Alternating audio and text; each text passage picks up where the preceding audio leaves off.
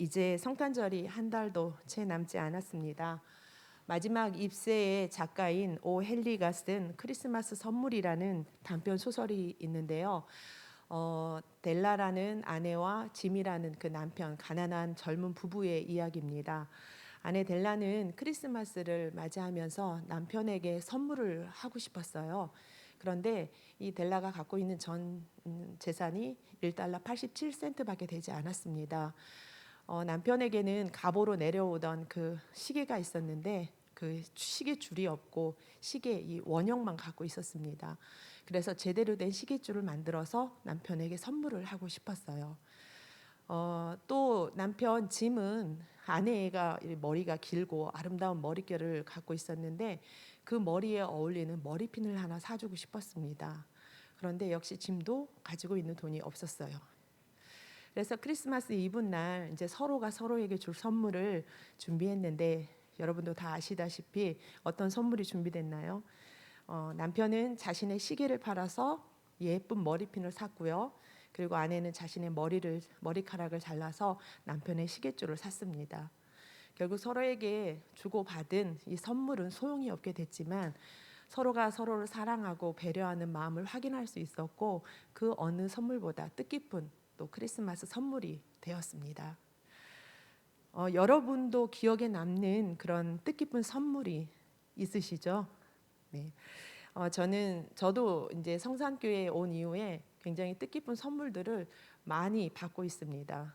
우리 성도님들이 뭐 귤이니 감이니 정말 매일매일 갈 때 그냥 가지 않을 정도로 따뜻한 사랑의 이 선물들을 주시는데 저는 이걸 받을 때마다 굉장히 마음이 따뜻하고 감사한 마음이 들어요.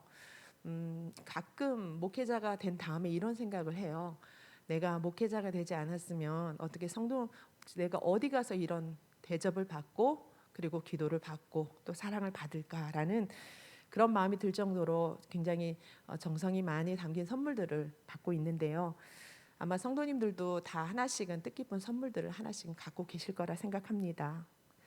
오늘 에베소서 본문에는 하나님께서 우리에게 선물을 주셨다고 말씀하고 있습니다. 여러분들 하나님이 주신 선물 다 잘 간직하고 계신가요? 네, 혹시 하나님 나에게 무슨 선물을 주셨어? 라고 생각하시는 분도 계실지 모르는데 오늘 하나님이 우리에게 주신 그 선물은 바로 구원이라는 선물입니다. 나는 믿기만 했을 뿐인데 하나님은 구원이라는 커다란 선물을 우리에게 주셨습니다. 우리가 지금까지 받은 정말 값비싸고 좋은 선물들이 있다 할지라도 어떻게 우리가 구원에 비길만 하겠습니까? 죄로 인해서 갈 곳이라고는 지옥밖에 없는 우리들을 예수 그리스도를 통해서 죽음에서 살리시고 우리의 모든 죄의 책임을 우리 주님께서 다 갚아주시고 하나님 천국으로 우리를 인도하신 것보다 더 큰 선물이 어디 있겠습니까? 그래서 오늘은 하나님이 주신 이 선물에 대한 이야기를 하려고 합니다. 에베소서 1장 말씀을 나눈 지가 꽤 오래되었지요. 그래서 잠깐 간단하게 복기하면 1장은 그리스도 안에서 우리를 구원하신 하나님을 찬양하는 내용과 그리고 성령 보혜사 성령을 통해서 우리가 더 하나님을 알게 해달라는 기도, 간구, 찬양과 기도로 이루어졌습니다. 그리고 1장 마지막은 하나님께서 그리스도를 교회의 머리로 세워주셨고 그리고 교회는 그리스도의 몸이라는 말로 마무리를 했습니다. 우리가 볼 이 2장은 두 부분으로 나뉘어 있습니다. 오늘 본문인 1절부터 10절까지 그리고 다음 주에 볼 11절부터 21절까지입니다. 2장 1절을 보면은요. 그는 허물과 죄로 죽었던 너희를 살리셨도다 라고 되어 있지요. 원어에는 그리고라는 접속사가 있어요. 그런데 우리가 보고 있는 개역 개정에는 그리고라는 말이 생략되었습니다.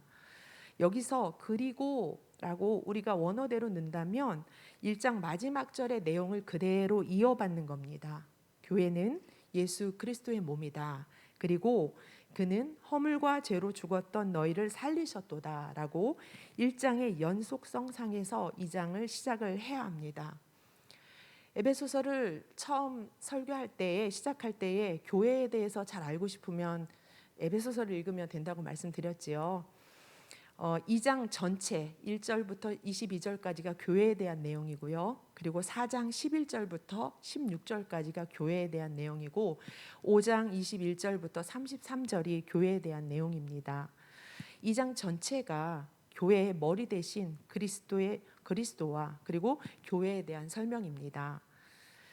오늘 다룰 주 내용은 구원에 대한 내용인데요. 죄인이었던 우리가 어떻게 구원받았느냐.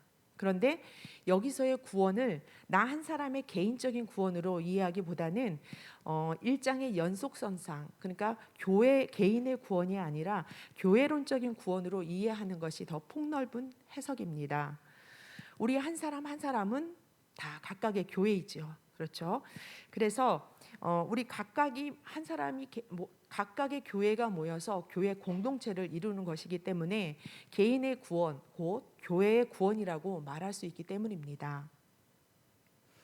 오늘 우리 말씀 본문인 1절부터 10절까지를 구조적으로 살펴보면 1절에서 3절은 우리가 구원받기 전의 상태가 어떠했는지를 알려줘요. 그리고 4절에서 7절은 우리가 구원을 받았는데 어떤 모습으로 구원받았는지 설명하고 있고요. 8절에서 10절은 그렇다면 구원받은 사람은 어떻게 살아야 하는지에 대한 말씀을 하고 있습니다. 그러면 우리 1절부터 3절을 교독해서 우리 읽도록 하겠습니다. 그는 허물과 죄로 죽었던 너희를 살리셨도다.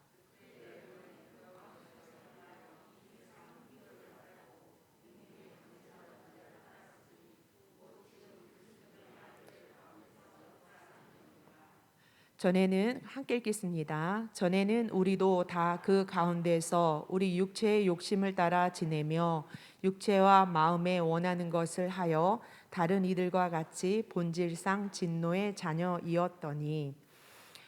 여러분, 구원받기 전에 상태를 한마디로 표현하면 죽었다입니다. 죽은 상태입니다. 왜 죽었냐면 허물과 죄 때문에 죽었습니다.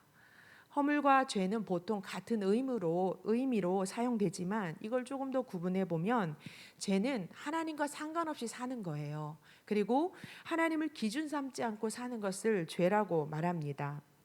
하나님을 거부하지 않고 믿는 것 죄입니다. 그리고 교회 다니는데 하나님의 말씀 이 성경과 상관없이 사는 것 이것도 죄입니다. 그런데 이 허물은 죄를 안 지려고 하는데 내가 죄 짓지 않으려고 노력하는데 나의 육신의 나약함 때문에 하는 어떤 실수라는 측면이 좀 더 강합니다. 우리가 유독 넘어지고 또 미끄러지는 그런 부분들이 있지요. 그렇죠? 어떤 사람은 돈에 약하고 또 어떤 사람은 이성에 약하고 또 어떤 사람은 명예에 약합니다. 내가 어디에 약한지, 내가 유독 미끄러지는 부분은 어디인지 우리는 살펴봐야 합니다. 그걸 모르면 매번 실패하게 되죠. 그걸 알아야 말씀으로 무장하고 기도로 무장해서 넘어지지 않을 수 있는 것입니다. 허물이 실수라는 측면으로 해석을 한다고 해서 결코 가벼운 것은 아닙니다.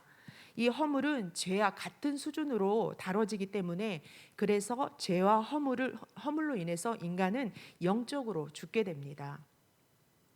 죄와 허물의 결과는 영적인 죽음입니다. 죽음에는 육체적인 죽음이 있고 영적인 죽음이 있고 영원한 죽음이 있습니다. 그리스도인들은 육체적인 죽음을 두려워할 필요가 없죠. 그렇죠? 그런데 이제 문제는 이 영적인 죽음인데요. 이 영적인 죽음을 제대로 치료하지 않고 살려내지 않으면 영원한 죽음으로 이어지기 때문에 우리는 조심해야 합니다. 기독교인들은 이 영적인 죽음에서 구원받은 사람들인데요. 죄를 짓고 그리고 허물로 해서 미끄러지면 하나님과의 관계가 멀어지게 됩니다. 그래서 영적으로 죽은 상태가 되는 거죠. 그런데 이때 참된 회개를 통해 우리는 멀어졌던 하나님과의 관계를 친밀한 관계로 회복할 수 있습니다. 그래서 여러분 회개가 중요합니다. 회개는 하나님이 우리에게 주신 선물이에요. 이 땅을 살아가면서 나는 죄 짓지 않고 살아갈 자신 있어 라고 말할 수 있는 사람 아무도 없지요. 그렇죠? 죄와 허물을 짓지 않으려고 우리가 몸부림치면서 살 뿐이지 이 죄와 허물에서 자유로운 사람은 아무도 없습니다. 여러분 컴퓨터가 바이러스에 감염되면 어떻게 하시나요? 그냥 버리나요? 아니죠. 알약 프로그램이라든가 그런 걸 치료를 하고 그래도 안 되면 초기화시키죠. 이렇게 초기화시키는 것처럼 회개는 죄악으로 물든 우리의 영혼을 다시 초기화시켜서 하나님 앞에 갈 수 있는 이어진 상태로 만듭니다. 그런데 제가 살아보니까 어떤 사람은 바위 같은 큰 죄를 짓고도 회개하지 않는 사람이 있더라고요. 어떤 사람은 돌멩이 같은 죄에 회개하는 사람이 있고, 어떤 사람은 깃털 같은 죄에도 민감하게 반응하고 회개하는 사람이 있습니다. 저는 저와 여러분이 죄에 대해서 민감한 그런 사람 되기를 바랍니다. 여러분, 죄가 깨달아지면 가슴이 아파요. 속이 쓰리지요. 나도 모르는 사이에 지었던 죄가 깨달아지면 하나님 감사합니다 라고 기도하지만, 한편으로는 내가 또 이렇게 무너졌구나, 나의 연약함 때문에 또 죄의 이 기품 때문에 우리는 가슴 아픕니다. 그런데 우리의 그 가슴 아픔이, 그리고 속이 쓰림이 나를 깨끗해 하고 또 나를 새롭게 합니다. 회개는 멀어졌던 하나님과의 관계가 다시 친밀한 관계로 돌아오게 하는 하나님과 우리 사이의 오작교 같은 그런 역할을 합니다. 2절에서 3절을 보면 죄와 허물로 죽은 인간의 모습이 묘사되어 있는데, 죄와 허물로 죽은 인간의 특징은 종노릇한다는 게 특징입니다. 첫 번째, 세상 풍조의 종노릇하고요. 두 번째, 공중 권세 잡은 자들에게 종노릇하고요. 그리고 세 번째, 육체의 욕심에 종노릇합니다. 우리가 죄와 허물로 죽은 그 인간의 모습은 세상과 사탄과 육체에 사로잡혀 살게 됩니다. 이 세 가지 중에 세상 풍조는 외부적인 영향력이에요. 그리고 육심의 욕심은 내 속에서 나오는 내부적인 어떤 영향력이고요. 이 두 가지, 세상 풍조와 육체의 욕심을 조장하는 근원이 바로 사탄입니다. 사탄이 세상의 갖가지 문화와 풍조로 우리를 죄와 허물로 이끌어 가지 않습니까? 여러분, 수도복 입고 산속에 들어가서 기도하며 사는 게 어려울까요? 아니면 평상복 입고 이 세상의 기류 속에서 기도하며 사는 게 어려울까요? 둘 다 어렵습니다. 그런데 엄밀히 따지면 세상의 기류 속에서 그리스도인으로 살아가는 게 더 어려울 것 같습니다. 바벨론에서 그리스도인으로 살아가기라는 책이 있습니다. 이 바벨론이라는 불경건한 그런 문화 한복판에서 어떻게 다니엘처럼 믿음을 지키며 살 수 있는가라고 해서 이 성경적인 관점에서 풀어낸 책인데요. 다니엘은 바벨론의 그 이방 종교의 문화 속에서 자신의 생명을 내걸고 신앙생활을 했던 사람입니다. 다니엘은 모든 사건 속에서 하나님을 의지하고 신뢰했습니다. 그리고 정말 다니엘의 이 삶을 보면 마치 물살을 거슬러 올라가는 연어처럼 결코 기류에 휩쓸리지 않고 자신의 신앙을 지켜나갑니다.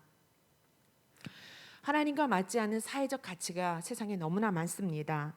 문화라는 이름으로 기독교인의 삶에 침투된 것이 얼마나 많습니까? 제가 대전에 온 지 정말 한 달 만인가 해서 지하상가를 한번 잠깐 나간 적이 있는데, 타로집이 엄청 양쪽에 질비하게 많더라고요. 그러면 재미삼아 보는 이 타로는 점이 아닐까요? 그런데 이 타로가 젊은이들 사이에서는 어떤 점이라기보다는 그냥 쉽게 접할 수 있는 문화로 스며들었습니다. 여러분, 텔레비전 보시면 무엇이든 물어보살이라는 프로그램 있죠. 이런 프로그램이 버젓이 방송에 계속 방영이 되고 있어요. 그러면 사람들의 의식 속에 살다가 어려운 일 만나면 점 보러 가면 돼, 보살에게 찾아가서 물어보면 해결돼 라는 그런 생각을 심어주게 됩니다. 또 인권 중요합니다. 저도 분명히 이거는 존중되어야 할 부분이라고 생각합니다. 그러나 인간이 누려야 할 권리만 강조하다 보면, 그러다 보니 동성애 문제가 심각해지고 개인의 성적 자유가 물러난 문화를 만들고 있습니다. 이렇게 사탄은 세상 풍조로 어지럽혀서 우리를 죄와 허물의 굴레에 묶어 놓았습니다. 두 번째 이 육체의 욕심인데 우리가 구분할 것은 기본적인 이 육체의 욕구를 채우는 것은 잘못된 것이 아니라는 것입니다. 이걸 잘못 이해하면 금욕주의가 되는데 하나님은 우리를 육체적인 존재를 만드셨어요. 그래서 우리가 우리 몸이 필요한 것을 채워줘야 합니다. 우리의 몸을 유지하기 위해서 기본적인 욕구는 채워져야 하지만 식욕이 폭음이나 폭식으로 이어지고 수면욕이 나태함으로 이어지고 그리고 성욕이 육욕으로 바뀌는 것은 조심해야 합니다. 요즘 대한민국을 휘어잡는 문화가 있지요. 먹방입니다. 엄청나게 먹습니다. 방송사는 정말 채널을 어쩌다 돌려보면은 다 먹방 몇 개씩 프로그램마다 진행하고 있잖아요. 현대인들은 먹는 것에 많은 것을 소비합니다. 먹고 마시는 것에 시간을 들이고 돈을 들이고 에너지를 쏟습니다. 그리고 또 뉴스를 보면 또 빠지지 않는 게 어떤 성적 타락입니다. 성추행이나 성폭행 기사가 하루에 안 나오는 날이 거의 없을 정도입니다. 내가 만족해야 하고 또 내가 돋보여야 하고 그리고 내가 인정받아야 하는 이 나라는 인식이 우리 마음속에 깊이 자라고 있습니다. 예전에는 나를 드러내는 것을 사양하는 문화였지만 지금은 나를 드러내는 것은 당연하고 그리고 당당한 일이라고 생각하는 시대입니다. 그런데 여기서 이 나라는 자아 중심성은 육체의 욕심으로 그리고 또 죄와 허물로 우리를 이끌기 쉽다는 게 문제입니다. 육체의 욕심이란 자기 중심적인 사람을 말합니다. 자기 중심성이 강한 사람은 육체에 속하기 쉽습니다. 내 것이니까 내 마음대로 생각하고 내 마음대로 행동하는 사람은 육체의 종으로 그리고 사탄의 종으로 움직이는 것입니다. 하나님은 우리에게 자유를 주셨습니다. 그러나 그 자유는 죄를 짓는 자유가 아니고 죄로부터의 자유입니다. 하나님은 우리가 죄의 종노릇하라고 자유를 주신 것이 아니고 죄에서부터 자유하라고 우리에게 자유를 주셨음을 잊지 말아야 합니다. 이렇게 세상 문화로 우리를 휘감고 있는 이 세상과 나 중심의 왜곡된 타락의 본성의 이 육체를 이용하는 세력이 바로 공중 권세 잡은 자, 바로 사탄입니다. 사탄은 이 안과 밖에서 그러니까 육체의 욕심과 밖으로는 세상 풍조로 사람들을 하나님을 떠나게 하는 그렇게 역사하고 있습니다. 성도 여러분, 사탄의 존재를 인정하십니까? 21세기 최첨단의 시대를 살아가면서 웬 사탄 얘기냐 귀신 얘기냐 샤머니즘적 신앙이라고 생각할 수도 있지만 사탄, 마귀, 귀신은 실제 존재하는 영입니다. 이 사탄이 우리가 살고 있는 이 공중의 권세를 잡고 있고요. 그리고 우리는 같이 이 공간에서 같이 살아가는 것입니다. 우리가 살고 있는 삶에 분명 지대한 영향을 주고 있는 이 존재인데도 존재하지 않는 것처럼 생각하고 살아가는 성도들이 많습니다. 사탄이 하나님을 대적하는 세상 풍조를 만들어냅니다. 사탄이 우리의 육체에 정도를 넘어서는 욕심을 심어서 하나님에게서 멀리 떠나는 삶을 살게 합니다. 이 모든 것을 조장하는 세력이 사탄임에도 그래서 우리의 신앙생활에 지대한 영향을 미치는 것이 사실임에도 우리는 사탄의 존재에 대해서 인지하지도 않고 또 인정하지도 않으려고 합니다. 제가 저희 아이들을 키울 때 아이들이 가끔 어렸을 때 물어봤던 것이 있어요. 엄마, 귀신 있어? 이런 거 가끔 물어봤었거든요. 여러분들의 아이들은 이런 질문 안 하나요?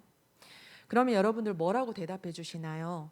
아이들이 무서웠고 두려움이 생길까 봐 그런 거 없어 라고 말하시나요?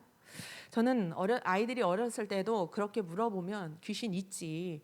그 귀신들이 하나님을 잘 못 믿게 하는 거야. 그런데 걱정하지 마. 하나님 힘이 더 세니까 걱정하지 마. 이렇게 얘기를 해줬었습니다. 성도 여러분, 우리가 사탄을 너무 무서워하지도 마시고 그렇다고 또 너무 얕잡아 봐서도 안 됩니다. 사탄은 우리보다 영적 힘이 센 영적 존재이기 때문에 무시해서도 안 되지만 그렇다고 우리가 무서워할 필요가 없습니다. 예수님이 이미 십자가에서 부활 승리하셨으므로 이미 승리를 이루셨기 때문에 그렇습니다. 우리는 힘이 없지만, 내게는 능력이 없지만 예수 그리스도의 이름으로 우리는 이길 수 있습니다. 하나님의 허락 없이는 사탄은 우리에게 손 하나 까딱 댈 수 없습니다. 우리는 이기는 싸움을 싸우는 그런 사람들입니다. 속이는 영인 사탄의 속임수에 넘어가서 두려워하고 먹는 거, 겁을 주는 것 뿐이니까 예수님이 우리의 대장 되셨다, 이 사실을 믿고 삶의 영역에서 벌어지는 이 영적 전쟁에서 승리하시기 바랍니다. 사탄이 안 노리는 교회는요, 죽은 교회이고 사탄이 안 노리는 성도는 죽은 성도입니다. 만약 교회에 문제가 생겨서 소란스럽다면, 사탄이 우리 교회를 지금 시험하고 있구나, 노리고 있구나 생각하고 우리는 영적 전쟁을 선포해야 합니다. 인간의 지략과 힘으로는 이길 수 없죠. 그래서 우리는 더 뜨겁게 찬양하고 더 뜨겁게 기도하고 더 열심히 집중해서 설교 듣고 또 열심히 말씀을 읽음으로 인해서 이 영적 싸움에서 승리해야 합니다. 우리의 싸움은 혈과 육의 싸움이 아니요, 영적 싸움이기 때문입니다.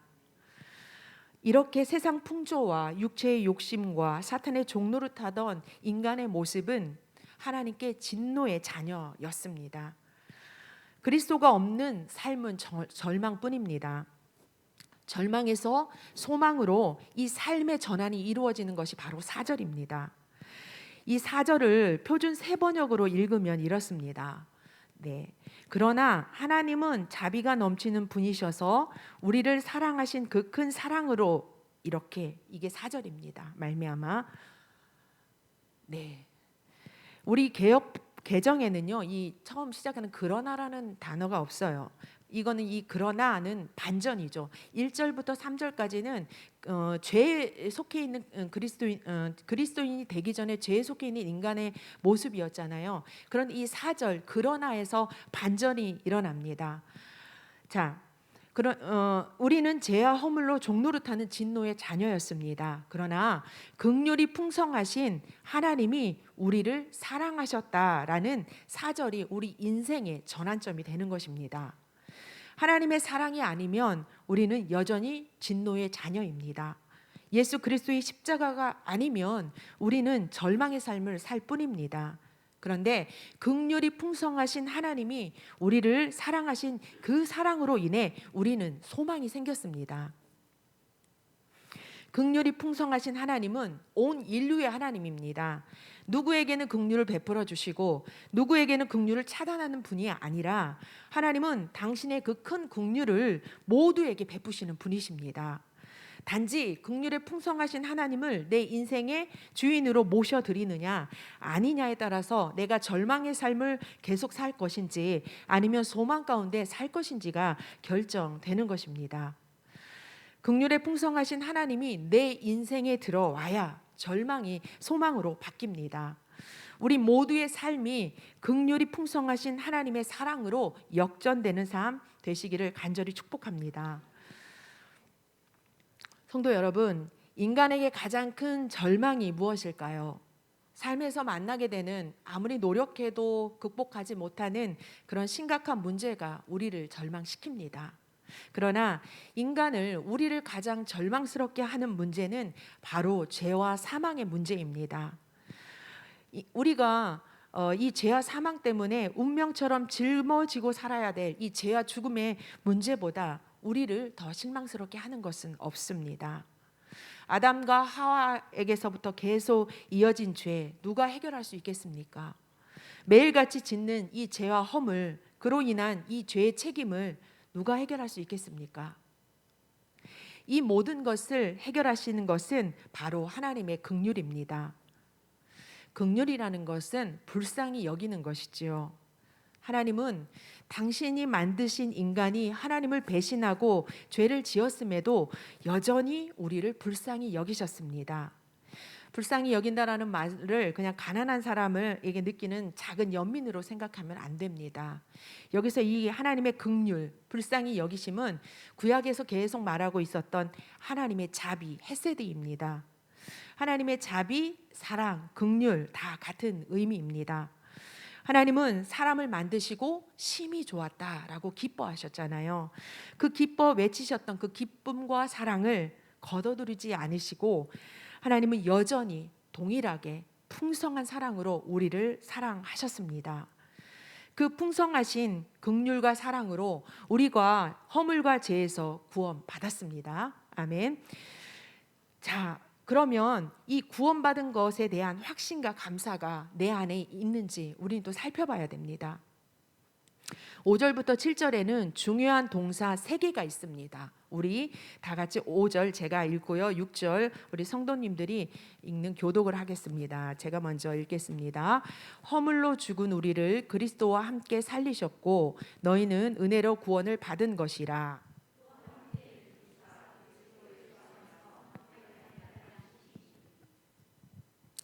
자, 여기에 중요한 동사 3개가 있다고 그랬죠. 뭘까요?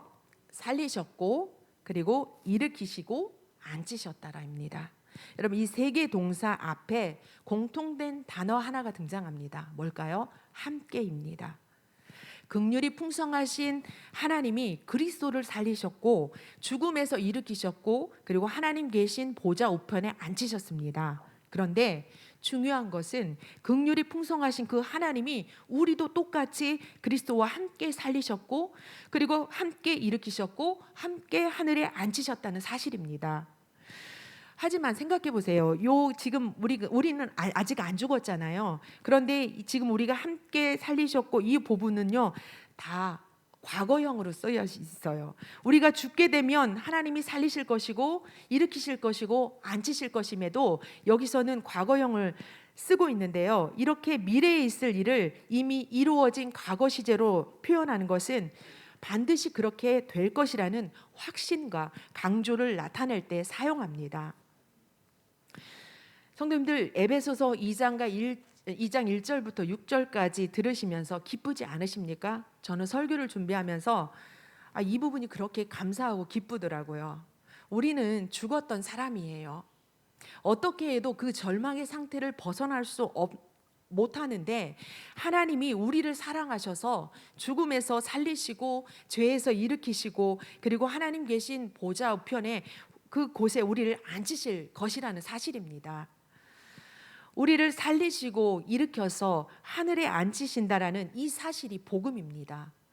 인간의 본질적인 죄와 사망의 문제가 해결됐다라는 이 사실이 복음입니다. 그런데 이 복음은 하나님의 선물이라고 오늘 성경은 분명히 말씀하고 있습니다. 우리 8절과 9절을 교독하도록 하겠습니다. 너희는 그 은혜에 의하여 믿음으로 말미암아 구원을 받았으니 이것은 너희에게서 난 것이 아니요 하나님의 선물이라.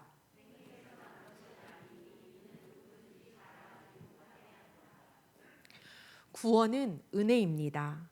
우리가 구원받았음에 있어서 아무것도 한 것이 없기에 5절과 8절에서 말하는 너희는 은혜로 구원을 받은 것이라 라는 말에 우리는 정말로 자랑할 것이 없습니다.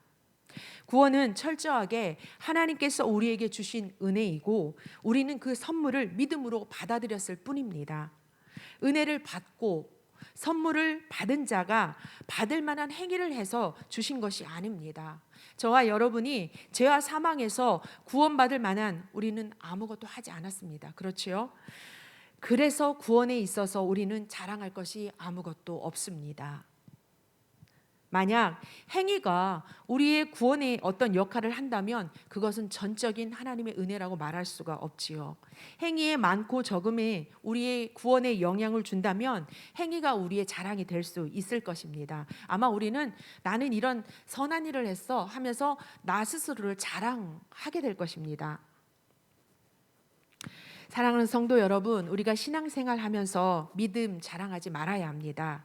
그 믿음조차도 내가 열심을 내어서 믿는 것 같지만 사실은 보혜사 성령님의 도우심으로 우리가 그 믿음을 유지할 수 있고 믿음으로 나아갈 수 있는 것입니다. 자랑하는 믿음이라면 그것은 내 열심이고 내 믿음입니다. 기도 오래 하고 기도 많이 한다고 자랑할 것 없고요. 은사 체험했다고 자랑할 것 없습니다. 봉사 많이 한다고 자랑할 것 없고 오히려 사람들에게 잘한다고 칭찬받는 것을 우리는 조심해야 합니다. 그러면 선한 행위는 성도에게 필요 없느냐? 이런 문제가 또 우리에게 닥쳐집니다. 선한 행위가 구원을 이루는 일에는 아무 역할도 하지 못하지만 구원받은 후에 성도의 삶에서는 중요한 역할을 합니다. 하나님이 우리를 구원하실 때 목적이 있으셨어요. 우리를 다시 새 창조하실 때에 목적이 있으셨는데 죽음에서 건지시면서 우리가 수행해야 할 미션을 주셨습니다. 그 미션이 그리스도 예수 안에서 선한 일을 하라입니다. 다 함께 10절 말씀을 읽도록 하겠습니다. 우리는 그가 만드신 바라 그리스도 예수 안에서 선한 일을 위하여 지으심을 받은 자니 이 일은 하나님이 전에 예비하사 우리로 그 가운데서 행하게 하려 하심이니라. 아멘. 저 어렸을 때는 Made in Japan이라고 해서 일제가 인기가 굉장히 많았습니다. 친구들이 일제라면서 뭐 샤프펜이라든가 연필깎이 막 멋진 거 막 들고 와서 자랑을 했던 기억이 납니다. 어떤 친구가 일제 문구를 가져와서 자랑하면 막 친구들이 막 그때는 그런 게 많지 않았으니까 와 하면서 몰려가서 구경하고 그랬습니다. 이제는 중국산 제품이 너무 많아서 우리가 이제 오히려 메이드 인 코리아 이거 우리나라 건가 확인하고 물건을 살 때가 많이 있습니다. 그만큼 우리나라의 어떤 물건의 품질이 좋아졌다는 이야기입니다.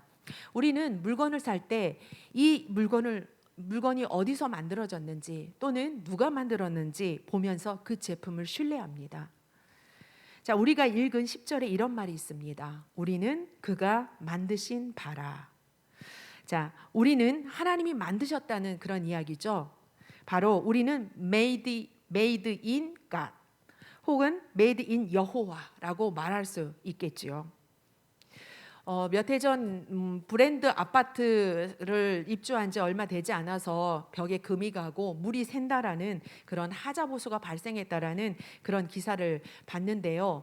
만약 하나님이 만드신 아파트가 있다면 그리고 천국표 가전제품이 있다면 높은 가격에도 불티나게 팔릴 것 같습니다. 이 세상에 하나님보다 더 믿을 만한 분이 없으니까요. 그런데 성경은 바로 우리를 하나님이 만드셨다고 말씀하고 있습니다.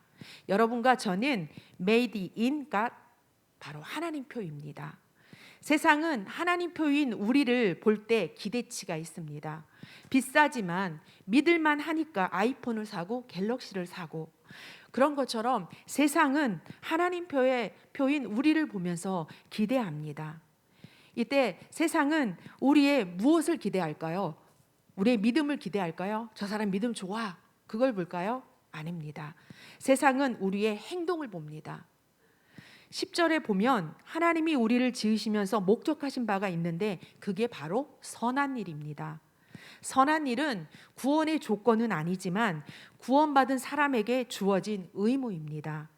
의무는 마땅히 해야 할 일이기에 구원받은 내가 선한 일을 많이 하고 있는 것이 또 우리의 자랑이 될 수 없습니다. 학생이 학교 다니는 것이 자랑이 아니고 부모가 자녀를 양육하는 게 자랑이 될 수 없습니다. 자녀 키우면서 나 자식 키운다 라고 자랑하는 부모 없고요. 그리고 직장이 일하는 것을 자랑하는 부모 없듯이 성도로서 내가 선한 일, 착한 일을 한다고 자랑할 것 없습니다. 이것은 당연한 일입니다. 마태복음 5장 16절에 보면 이런 말씀이 있습니다.